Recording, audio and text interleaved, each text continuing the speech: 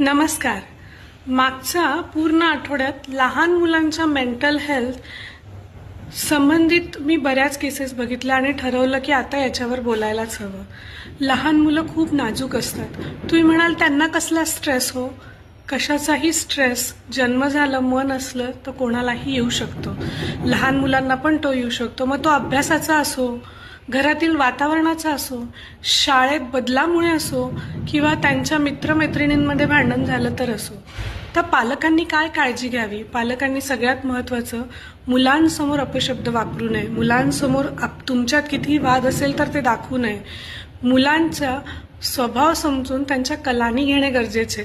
आणि तिसरं आणि सगळ्यात महत्त्वाचं म्हणजे मुलांना गॅजेटपासनं दूर ठेवा. हे तर मी तेव्हाही सांगितलं होतं आणि आत्ताही सांगते. मुलं त्यांचं लहानपण हरवत चालली आहे. असं होऊ देऊ नका.